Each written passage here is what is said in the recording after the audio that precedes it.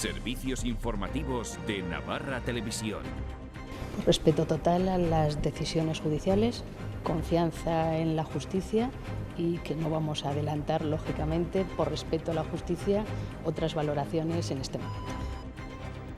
Yolanda Barcina se pronuncia por primera vez sobre las imputaciones de Miguel Sanz, Enrique Maya y Álvaro Miranda. Lo ha hecho de manera escueta y desde Madrid, donde en las últimas horas ha participado en una reunión sobre el tren de altas prestaciones y en este Salón Internacional del Club de Gourmets, en el que participan 14 empresas navarras. Muy buenas noches. La presidenta no ha querido pronunciarse si el partido, si UPN, va a tomar medidas contra Enrique Maya tras su imputación. Hoy, por cierto, el alcalde ha vuelto a insistir en que no dimitirá y ha criticado el plante que van a realizarle algunos partidos de la oposición en el pleno del jueves. Navai ha anunciado que no va a intervenir en ese pleno a modo de protesta. Pero este día nos deja otros asuntos. El Gobierno de Navarra ha asegurado que se ha reducido en un 65% el tiempo que se espera para obtener respuesta sobre la renta de inclusión social. La espera para evaluar los casos se reduce de 4 meses a mes y medio y también ha disminuido el número, dice el Gobierno, de demandantes. Para los colectivos no es suficiente. Piden que no se excluya a nadie para percibir la prestación y que se vuelva al modelo anterior. Se va a abordar en el Pleno.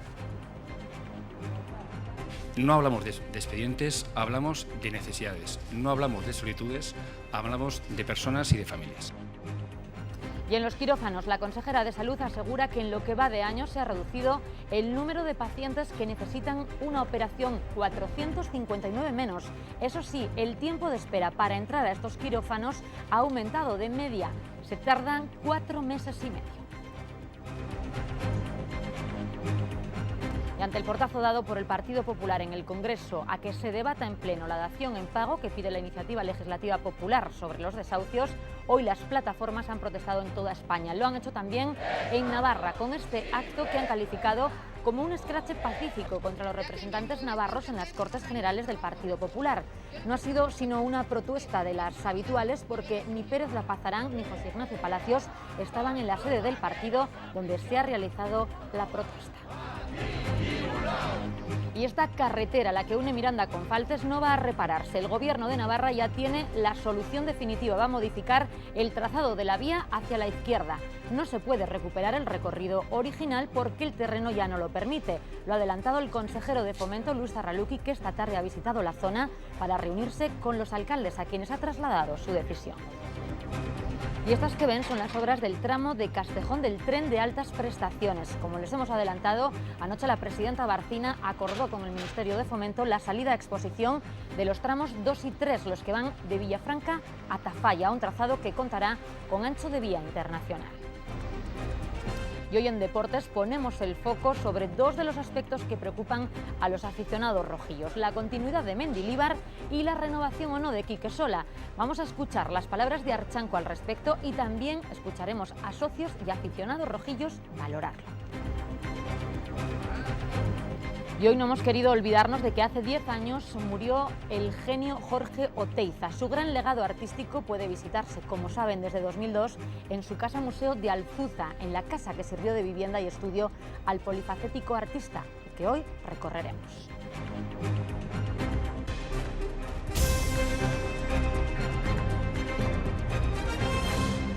La presidenta Barcina ha dicho confiar en la justicia y ha mostrado respeto a lo que decida. Dice que a la espera de que se pronuncien los tribunales no quiere adelantar otras valoraciones sobre la imputación de Miguel Sanz, de Enrique Maya y de Álvaro Miranda. La presidenta Barcina se pronuncia por primera vez tras la imputación de Sanz, Maya y Miranda hace una semana. Lo hizo anoche a preguntas de los periodistas en Madrid, a donde acudió a una reunión sobre el tren de alta velocidad. Dice respetar a la justicia y no se posiciona sobre si tomará medidas como presidenta de UPN en torno a Enrique Maya. Respeto total a las decisiones judiciales, confianza en la justicia y que no vamos a adelantar, lógicamente, por respeto a la justicia, otras valoraciones en este momento. Sí adelanta la presidenta que la moción de censura que se votará contra ella el próximo día 18, a propuesta de Navai y Bildu, nace abocada al fracaso. Es una moción que no va a prosperar y que ya hemos hecho declaraciones al respecto, que Bildu EH está haciendo publicidad en relación con esta moción que no tiene consensuada con otros grupos del arco parlamentario y que va a contar con 13 a priori apoyos de los 50 parlamentarios que tenemos en Navarra. Es la primera vez en una semana que escuchamos pronunciarse a la presidenta, aunque tendrá que volver a hacerlo el jueves porque PSN y Bildu han registrado sendas preguntas de actualidad que realizarán en el Pleno sobre su continuidad en el cargo tras pedir al Parlamento su dimisión. Y hoy también ha vuelto a pronunciarse el alcalde de Pamplona. Enrique Maya ha insistido en que no va a dimitir y ha mostrado sus ganas, dice, de declarar ante la jueza Benito para que todo se aclare cuanto antes. Además, ha calificado de inaceptable que algunos grupos de la oposición, tal y como anunció que haría Nafarroa Bai, no vayan a presentar mociones ni vayan a intervenir en el próximo pleno del Ayuntamiento este jueves. Desde Nafarroa Bai aseguran que no intervendrán como medida de protesta ante la actitud política y la situación de anormalidad democrática, insiste esta formación, que dice está teniendo UPN. Los regionalistas han criticado esa actitud, dicen que perjudica la imagen de las instituciones y han añadido que supone un plante al ciudadano y no al alcalde. Desde el Partido Socialista consideran que en el pleno de este jueves solo deben tratarse asuntos recogidos en el orden del día, por lo que no apoyarán la inclusión de otras propuestas en referencia a la condena de las palabras de Patxi Zabaleta en el Aberri Eguna que había propuesto UPN. Y este hombre, Roberto Jiménez, podría ser clave, es clave de hecho, en el devenir del futuro gobierno de Navarra, al que, como saben, también perteneció. El líder del PSN ya ha reiterado su negativa a apoyar la moción de censura que han propuesto Bildu y Aralar contra la presidenta Yolanda Barcina.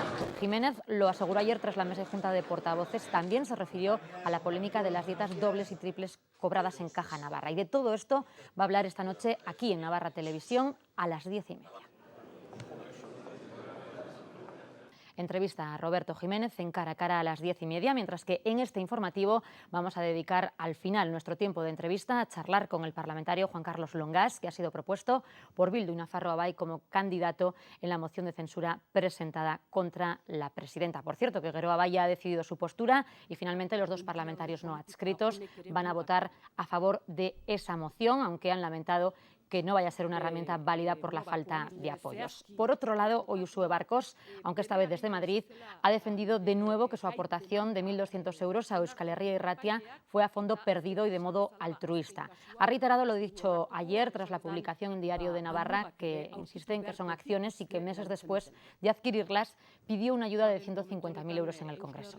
Barkos además ha cargado contra UPN tras conocerse que los regionalistas pedirán al Congreso que informe si la diputada declaró o no esa operación. La diputada les acusa de practicar política de ventilador para tapar, dice, la crisis institucional abierta por las imputaciones de las dietas de la Caja. Se ha defendido recordando que ya ha sido admitida a trámite una demanda contra el Partido Regionalista por acusarle de ocultar patrimonio. Desde UPN le han pedido que deje de mirar su partido y asuma sus responsabilidades. Y ahora vamos a fijarnos en el Tribunal Supremo, porque allí el expresidente valenciano definitivamente ha sabido que no tendrá que volver al banquillo por el asunto de los trajes. El alto tribunal ha confirmado su absolución, la de Francisco Camps y también la del exdirigente del Partido Popular, Ricardo Costa. El Supremo confirma así la decisión que adoptó el jurado popular en torno al delito de cohecho impropio del que le acusaron la Fiscalía y el PSOE valenciano. De este modo, el Supremo desestima el recurso que había interpuesto el Partido Socialista, que defendía que el jurado había justificado la inculpabilidad de los acusados de manera contradictoria y arbitraria. Y mientras en el caso Urdangarín las novedades pasan ahora por la marcha del marido de la infanta a Qatar, una partida por motivos de trabajo que Urdangarín ya ha comunicado a la Casa Real. Una Casa Real zarzuela de la que, por cierto, poco va a hablarse en el Congreso, donde el PP ha frenado hoy la mayoría de preguntas sobre la herencia recibida por el monarca. Solo han pasado 3 de 13. La Casa Real no está sometida al control del Parlamento. Este argumento, utilizado por todos los gobiernos, complica que los grupos reciban respuesta a esta pregunta. ¿Qué ha sido de la millonaria herencia que el rey recibió a la muerte de su padre en una cuenta suiza? PSOE, Izquierda Unida, hasta 5 partidos quieren preguntar al gobierno, pero el PP ha frenado en la mesa del Congreso las preguntas más directas sobre la herencia del rey y su patrimonio. Y yo soy partidario de que el rey tenga un estatus semejante al que tienen el resto de los políticos, que tenemos una declaración de bienes y de patrimonio. El gobierno considera que invade la privacidad del rey. Hay que tener también un criterio racional y de respeto a aquello que, no teniendo nada que ver con lo público, pudiese significar una intromisión dentro de la propia vida privada. En el PSOE hay quien va más lejos. Legitimidades pasadas no garantizan legitimidades presentes ni futuras. Y por eso cree que la Casa Real tendrá que adaptarse a los tiempos con medidas de transparencia. Y lo que también ha frenado hoy el Partido Popular en el Congreso es un asunto del que están pendientes miles de ciudadanos en este país, la ley antidesahucios. El PP ha hecho desaparecer la iniciativa legislativa popular sobre la dación en pago. El PSOE ha denunciado que el texto final, con mayoría de enmiendas populares, no va a debatirse en el Pleno del Congreso. El Congreso descarta la dación en pago. La principal reivindicación de la plataforma de afectados queda fuera de la nueva ley. Por utilizar un eufemismo, estamos francamente escandalizados y escandalizadas. A lo más que llega la nueva norma es a perdonar parte de la deuda que queda con el banco. Se rebaja un 35% si se paga en 5 años y un 20% si se abona en 10. No queda ni rastro de lo que fue la proposición de ley que debatimos en el Congreso. Se paralizará de manera inmediata un desahucio por un plazo de 2 años cuando la familia esté en especial riesgo de exclusión. También podrán pararlo un juez o un notario cuando detecten cláusulas abusivas. Además, se pone coto a los intereses de demora desorbitados.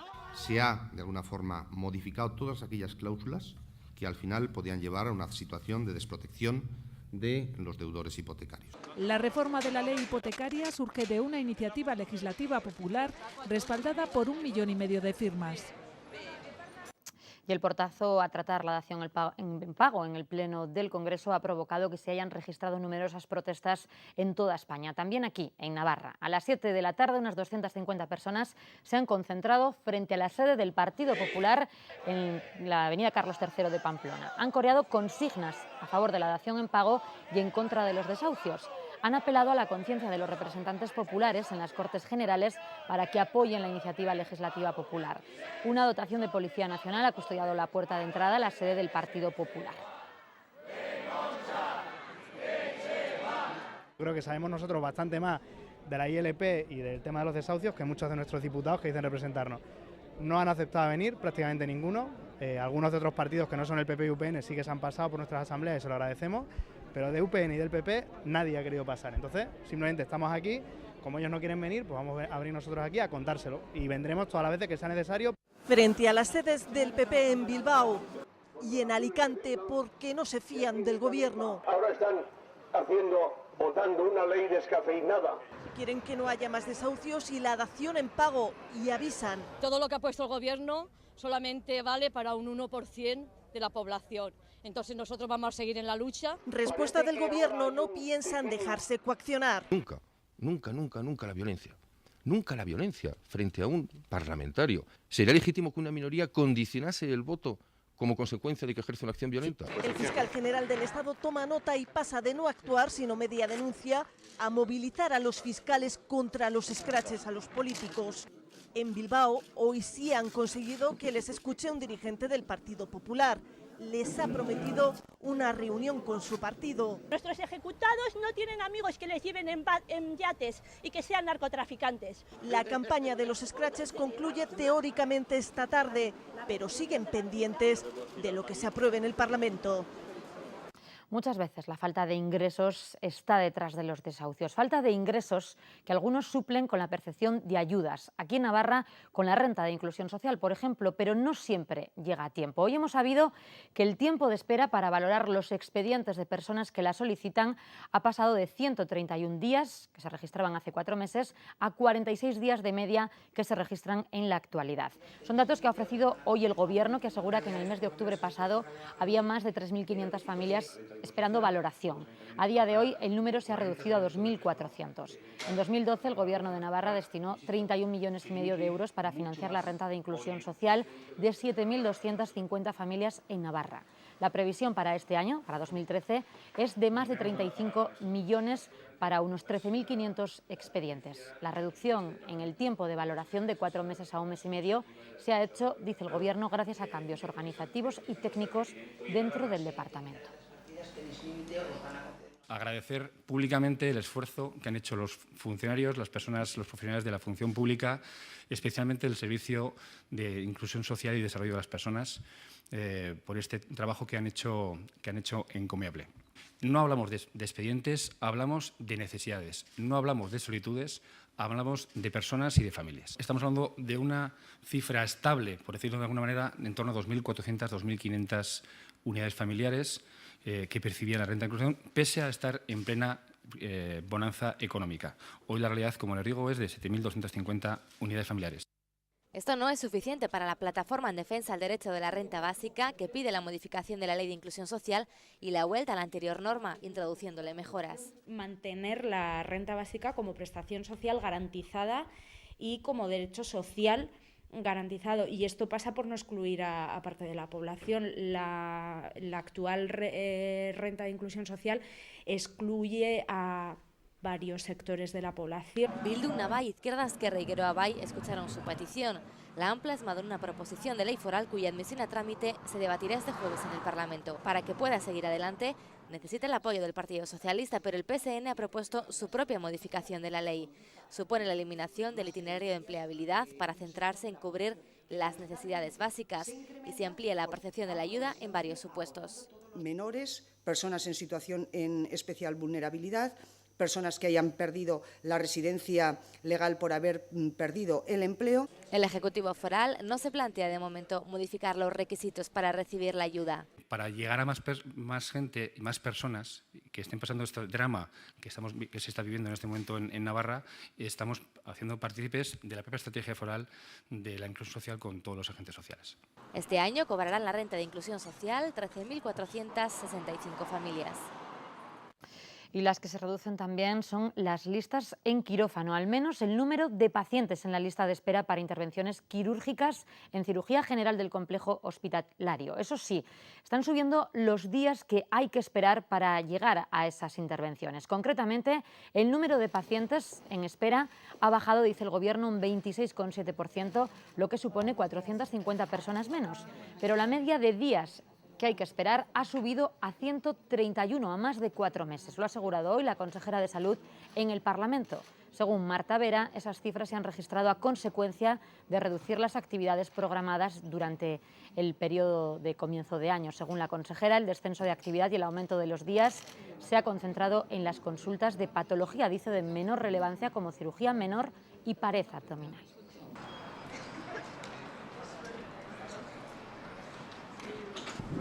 Y hoy hemos sabido que el Departamento de Salud, el Gobierno de Navarra, va a establecer un concierto este mismo año con la clínica privada que practica abortos en Ansoain. Lo que no ve tan claro la consejera es en qué hacer a las recomendaciones de la Cámara de Contos para llevar a cabo interrupciones voluntarias del embarazo en la propia sanidad pública.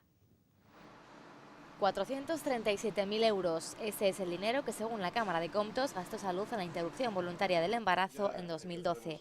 Para reducir el coste, Comptos recomienda al Gobierno de Navarra analizar la posibilidad de practicar abortos en embarazos de menos de 14 semanas en la red pública. Hay muchos tipos de interrupciones voluntarias del embarazo, unas que son las farmacológicas, hay una diferencia de criterio, pero desde el punto de vista clínico,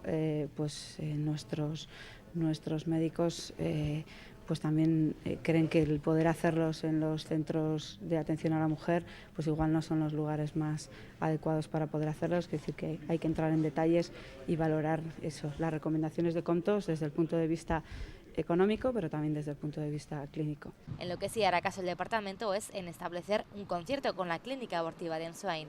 En 2012 se realizaron 981 interrupciones, de las que 842 fueron en la clínica de Ansoain, 104 en Zaragoza, 23 en Madrid y 12 en San Sebastián. Y desde Comisiones Obreras se ha exigido hoy al Gobierno de Navarra que se implique en mejorar las condiciones laborales para garantizar la calidad en el sector de la dependencia. Desde el sindicato advierten de que con la crisis las familias cada vez optan por más cuidado de los dependientes en el propio hogar durante más tiempo. El sector residencial de Navarra denuncia que se está viendo afectado de un modo especial por los efectos de la crisis.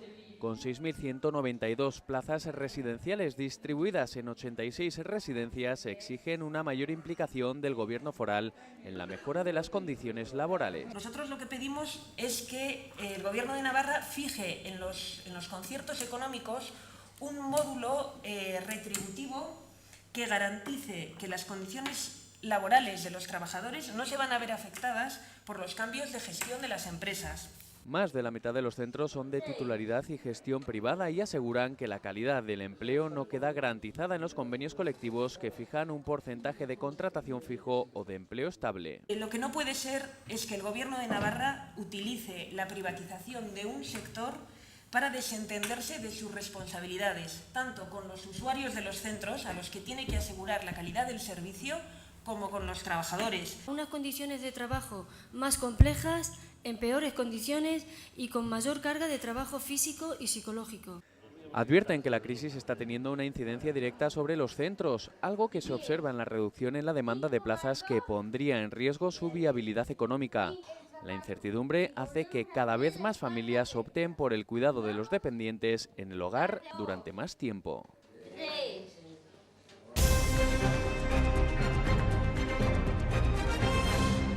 El Gobierno de Navarra ya tiene la solución. Ha decidido construir un tramo nuevo en la carretera que une Miranda de Arga y Falces después de haber quedado inservible tras el hundimiento de las últimas lluvias. Podría entrar en servicio en solo 2 meses, lo que es satisfecho por la rapidez de la solución a los alcaldes de la zona afectada.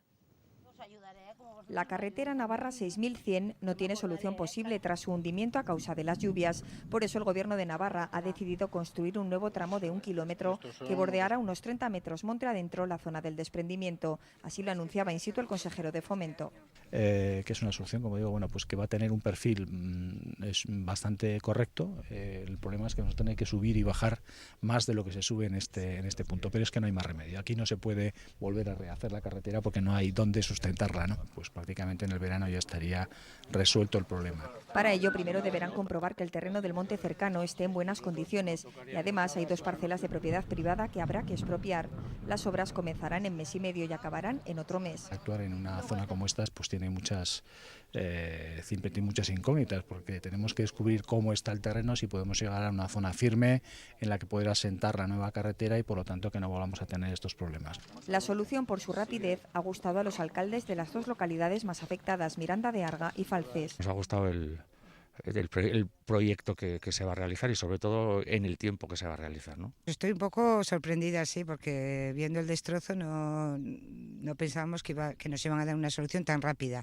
El consejero ha hecho un llamamiento a la prudencia de los curiosos que siguen acercándose hasta esta peligrosa zona para evitar posibles accidentes. Y ahora les hablamos de otra obra. Los tramos del tren de altas prestaciones entre Villafranca y Tafalla van a salir en breve a exposición pública. El trazado va a contar con el ancho de vía internacional. Se acordó anoche, como les hemos adelantado al principio, en la sede del Ministerio de Fomento entre la ministra Ana Pastor y la presidenta Yolanda Barcina. Actualmente está en construcción uno de los 5 subtramos. Las obras entre Cadreita y Villafranca comenzaron en noviembre de 2011. Y las que parten de Castejón este pasado verano. Los trabajos han comenzado por la excavación y elevación del terreno para los sucesivos puentes y túneles que atravesarán las vías, así como las conducciones de gas necesarias. Los primeros 15 kilómetros suponen un gasto de unos 40 millones de euros y las obras se prolongarán hasta 2014. Las crecidas del Ebro en este invierno han supuesto un freno a la marcha de los trabajos. En breve saldrá a exposición el tramo de 15 kilómetros entre Villafranca y Olite y otro más de otros 15 kilómetros entre Olite y Tafalla. Todo el tramo contará con el ancho de vía internacional. Para que Navarra pueda tener esa conexión con el tren de ancho europeo para especialmente nuestras mercancías. En cuanto a la estación de Pamplona, el próximo paso será la contratación de la reparcelación y urbanización de las zonas afectadas para después contratar el proyecto de la nueva estación. Conseguiremos hacer viable y posible la redefinición de todo el proyecto del tren en nuestra comunidad en Navarra. El Partido Popular de Navarra ha mostrado su satisfacción por el acuerdo alcanzado anoche en la sede del Ministerio de Fomento entre los 2 gobiernos.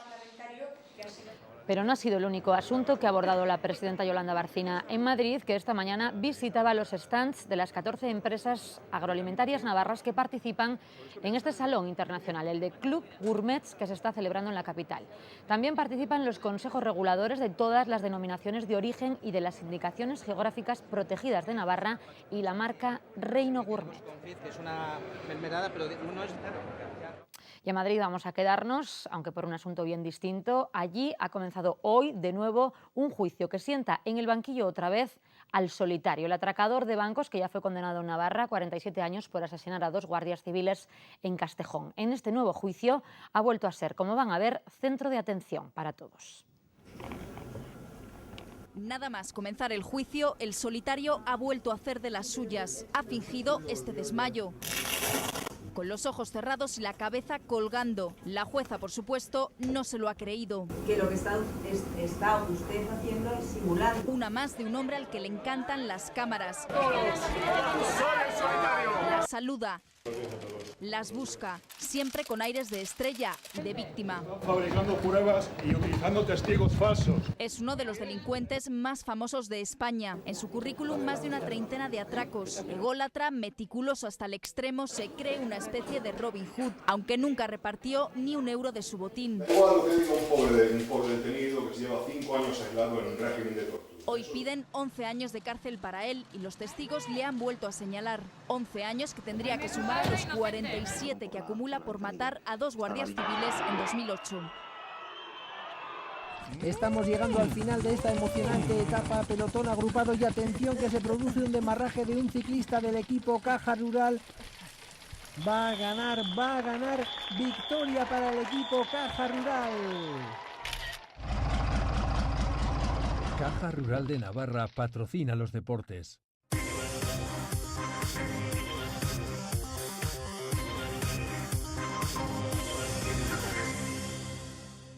Osasuna ha tenido hoy jornada de descanso, por lo que hemos preferido centrarnos hoy en los aspectos que están marcando la actualidad rojilla de cara a la próxima temporada. La continuidad de Mendilibar y la renovación de Quique Sola están en la mente de todos. El sábado el presidente de la entidad habló de estos dos aspectos y hoy también lo han hecho los aficionados del equipo. Son dos de los aspectos que centran la actualidad de Osasuna durante las últimas semanas. Sobre la continuidad de Mendilibar, el sábado el presidente de Osasuna decía esto ante los micrófonos de Navarra Televisión. A Mendilibar lo veo en Osasuna. ¿Se quedará un año más? Digo que lo veo en Osasuna. Tras esas palabras llegó el turno para los socios y aficionados rojillos, discrepantes sobre si el de Zaldívar debe continuar o no al frente de la plantilla la próxima temporada. Que se quede. Se le ha acabado aquí ya el rollo, ¿no? ¿O qué? Yo que continuara. Yo no lo renovaría. Otro de los asuntos candentes dentro de la actualidad osasunista es la renovación de Quique Sola, a quien resta un año de contrato. Parece que al de Cascante novias no le faltan, tampoco la oferta de renovación de Osasuna. El club le ha hecho una oferta a Quique Sola para renovar por 2 años más, que Quique todavía no ha respondido. Él está comprometido con el equipo, tiene una cláusula y si el Athletic Bilbao pone la cláusula encima de la mesa, pues Quique se irá, si quiere, al Athletic Bilbao. Pero si no se pone la cláusula, Quique se queda en Osasuna. ¿Renueve o no renueve? Al contrario que en el caso del míster vizcaíno, los aficionados rojillos tienen claro dónde quieren que esté el cascantino los próximos años.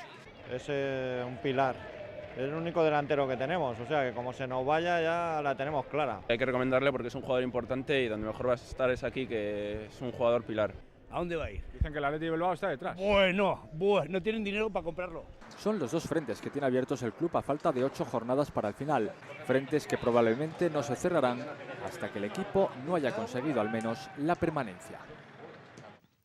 Y en disciplina vamos a cambiar ahora, vamos a hablarles de fútbol sala. La selección de Japón está realizando una mini gira por nuestra tierra. Los nipones se enfrentaron en la noche de ayer al Río Renovables, en Tudela. Los tudelanos se impusieron allí por 5-2 en un partido que jugaban a un ritmo muy alto y que no se decantó a favor de los riberos hasta los minutos finales. El combinado japonés salió más enchufado y se adelantó hasta en 2 ocasiones durante la primera parte. Al descanso se llegó con empate a 2 y Ríos despertó y consiguió imponer su ley durante los segundos 20 minutos. Esta misma tarde, Triman se enfrentaba a partir de las 8 a esta selección nipona. Y el próximo 21 de abril va a celebrarse la 24ª edición de la carrera popular Iruerri, una prueba no competitiva de 10 kilómetros que se ha presentado esta mañana y que recorre las localidades de Villaba, Burlada y Uarte. La primera acogerá en esta edición la salida y la meta. Cuenta con un presupuesto de 18.000 euros. Hay más de 562 inscritos de los 1.100 que han impuesto de límite. Las inscripciones pueden realizarlas a través de la página web del club y cuestan 13 euros, aunque es gratis para los menores siempre y cuando aporten 1 kilo de productos no perecederos para el Banco de Alimentos de Villaba. La carrera popular se enmarca dentro del recién creado Circuito Navarro de Running. Hay algunas modificaciones con respecto a otros años, por ejemplo, el estar dentro del Circuito Navarro de carreras populares, Running Circuito A, y va a ser la segunda carrera a celebrar. La primera va a ser el domingo que viene en Cizur, la carrera Camino de Santiago.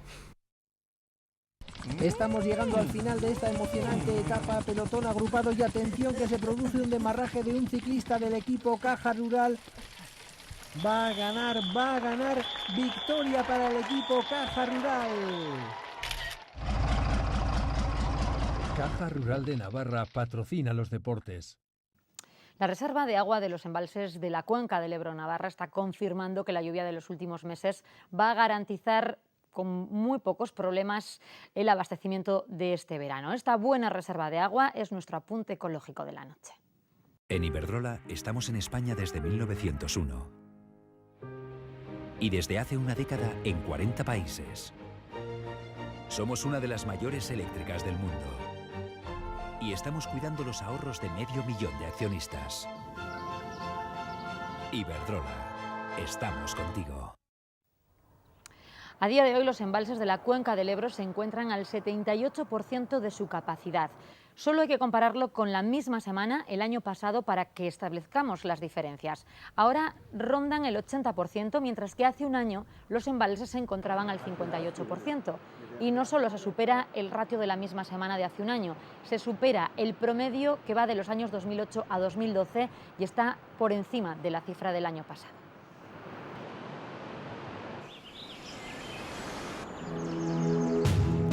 ¿Qué nos mueve a seguir avanzando? A esforzarnos, a superarnos, a darlo todo. Saber que tenemos la energía para conseguirlo. Iberdrola, queremos ser tu energía. Hoy, 9 de abril, se cumplen 10 años de la muerte de Jorge Oteiza, artista polifacético que se convirtió en una de las principales figuras sociales y referencias culturales del siglo XX. Su gran legado artístico se puede visitar, como saben, desde el año 2002 en Alzuza, en la casa que sirvió de vivienda y de estudio de este genial artista y que hoy recordamos. Coincidiendo con el 10º aniversario de su muerte, la Fundación Jorge Oteiza ha abierto las puertas de la que fue su casa y estudio de este genial artista multidisciplinar y que ha dejado un gran legado artístico del que hoy todos podemos ser testigos. Nos ha dejado un legado excepcional de obra escultórica, pero también de ese pensamiento en el cual nos está hablando de las artes como una unidad, como una integración. El Museo Jorge Oteiza acoge gran parte de su legado artístico, obras escultóricas y escritos que se muestran al visitante con el fin no solo de que las vea, sino también de que las interiorice. Y es que solo profundizando en sus obras llegaremos a entender su significado. Jorge Oteiza se nos presenta a través de su obra como un ser polifacético a la par que pensador. Su mente estuvo en continuo movimiento, convirtiéndose en uno de los personajes principales de Navarra durante los últimos años del siglo XX y primeros del XXI. Para esta comunidad supone la llegada de un hombre, un gran revulsivo, un hombre muy inquieto, un hombre que está continuamente generando ideas, que está generando continuamente creación.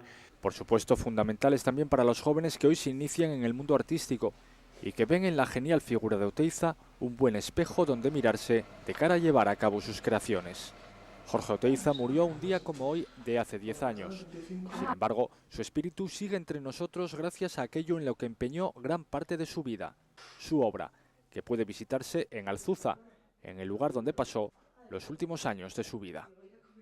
También nos ha dejado el escritor, humanista y economista José Luis San Pedro. Rotundamente rebelde ante la injusticia social, a sus 96 años se unió en cuerpo y alma al espíritu del 15M y participó en las asambleas en plena calle. El deber esencial de todos es vivir. Estamos vivos y hay que ejercer la vida. Autor de varias novelas de éxito, entre las que destaca La sonrisa etrusca, José Luis San Pedro ha repetido hasta la saciedad su apuesta por la libertad del ser humano. Su grandeza es el pensamiento, sobre todo el pensamiento libre. Habría que buscar un desarrollo que en vez de buscar más, buscase ser mejores. He trabajado mucho para ser lo que soy, aprendiz de mí mismo. Un aprendiz maestro del conocimiento. Y el conocimiento muchísimas veces es detectar que hay una injusticia que nos rodea. Profesor, académico, economista, humanista, pero por encima de todo, indignado. Y hoy el coche fúnebre con los restos mortales de la actriz y cantante Sara Montiel ha recorrido Madrid durante 1 hora y media en las calles del centro de la capital. En los cines de la Plaza de Callao se han proyectado 2 de sus películas más emblemáticas. La misma Gran Vía que en los 50 estrenaba sus películas. Llenaba la pantalla. Era de las que llenaba los cines. Esa Gran Vía abre paso hoy a la estrella. Soy de Cuba y nada, me ponían la película en la tele y decían, ¿va a trabajar Sarita Montiel? Y se ha ido sin un Goya. Canciones de ellas. De San Isidro, yendo hacia el Pardo, lo conocí. Piropos de ellos. Era única, una mujer bandera. 10. La que iba más escotada, los españoles que no teníamos otra cosa. Recuerdos a su vida, la humilde. No sabía leer ni escribir. Mimosa. La del corazón. Ha tenido sus buenos amores. ¡Viva Sara Montiel! Y paren el tráfico que llega Sarita Montiel. Una foto elegida por su hija le acompaña. Y en procesión han seguido muchos madrileños como quien se resiste a dejar marchar a su ídolo. ¡Que Sara es inmortal! Final de esta triste película en el cementerio de San Justo para decir adiós a una mujer que nunca dejó de tener planes. Que si un especial, que si le iban a ir a Miami, que si un Grammy honorífico. Admiradores y muchos también aquí, y junto a sus hijos, uno de sus grandes amores, Giancarlo Viola. Y tras hacer el repaso a la cultura y dar los adioses correspondientes en un día como hoy, vamos a abrir nuestro tiempo de entrevista. Hoy nos acompaña Juan Carlos Longas.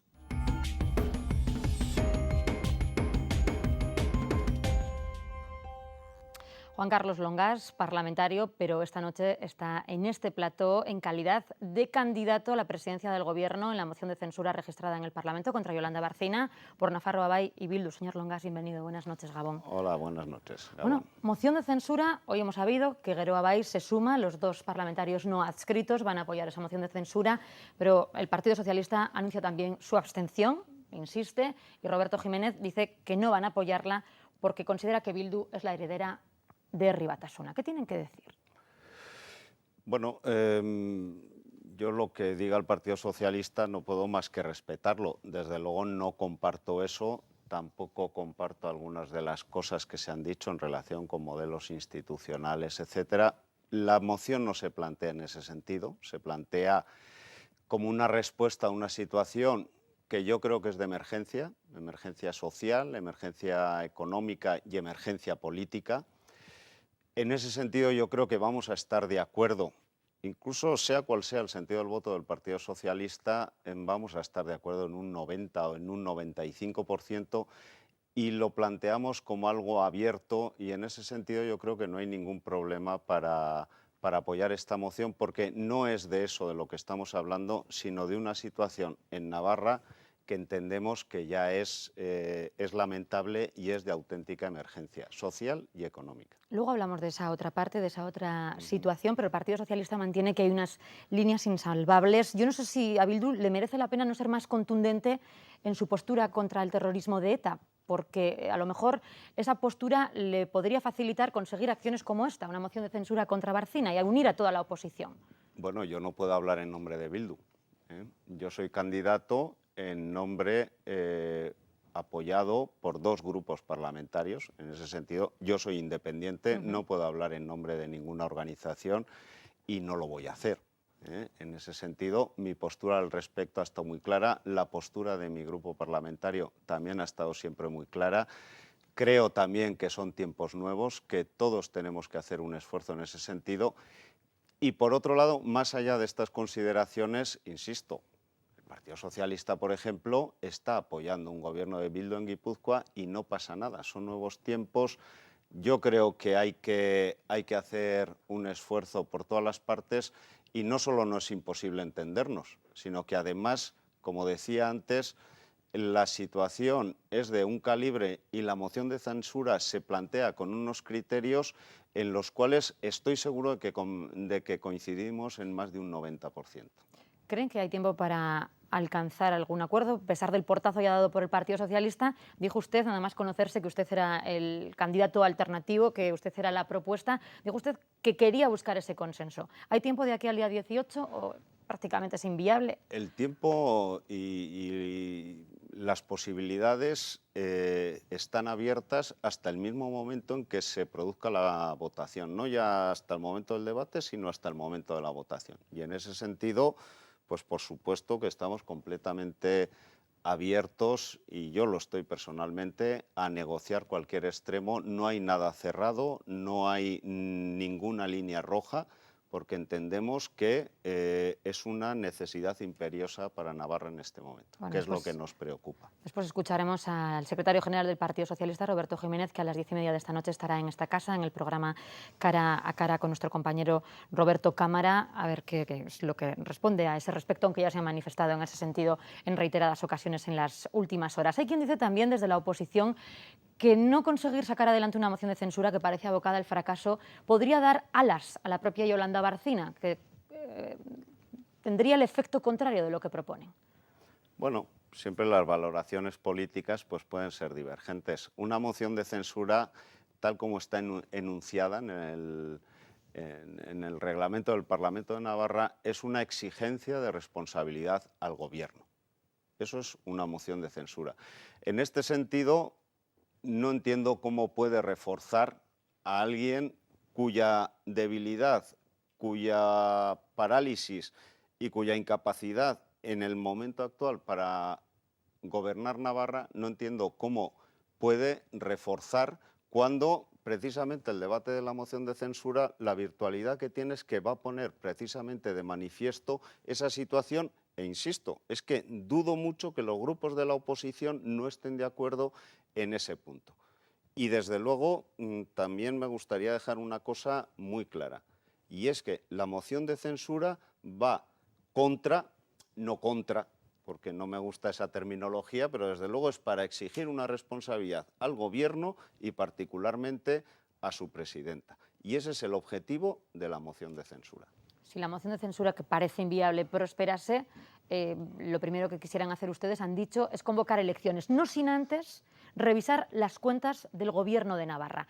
¿Qué cree que encontraría Nafarroa y Bildu en esa revisión de cajones económicos del Palacio? Yo no sé lo que encontraríamos, pero hay que poner esas cuentas a cero, es decir, hay que ver cuál es la situación real, porque desde junio del año pasado, y en esto también vamos a estar de acuerdo todos los grupos de la oposición, por lo menos de la oposición progresista o de izquierdas del Parlamento de Navarra, desde junio del año pasado no tenemos presupuesto porque el Gobierno de Navarra bloqueó las cuentas, nos remitió al 31 de diciembre para saber cuál era la situación de las cuentas y este año seguimos en la misma situación. Entonces no sabemos cuáles son las cuentas de Navarra.